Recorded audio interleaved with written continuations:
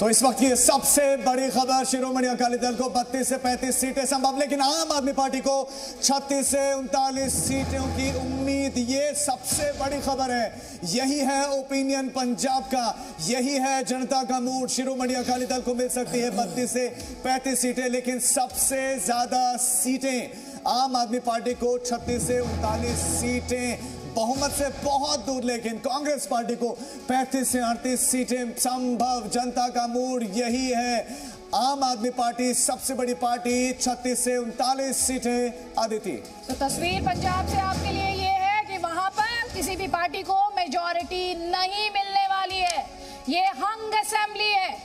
सिलसिलेवार तरीके से आपको बताते हैं, कांग्रेस पार्टी को बहुत बड़ा नुकसान वहां पर हो रहा है। 77 सीटों से कांग्रेस पार्टी के लिए जो प्रोजेक्शंस है, आपको बता देते हैं 35 से 38 सीट का प्रोजेक्शन। सोचिए जरा, 2017 में 77 सीट हासिल की थी।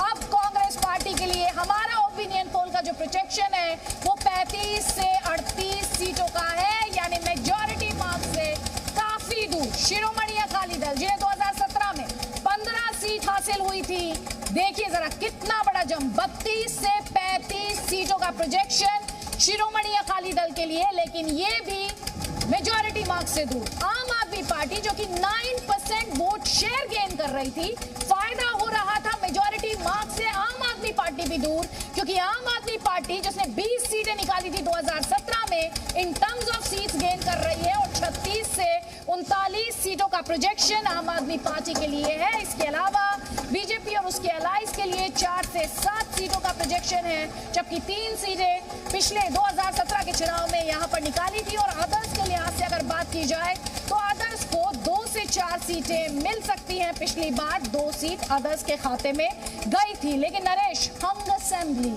किसी को मेजॉरिटी नहीं।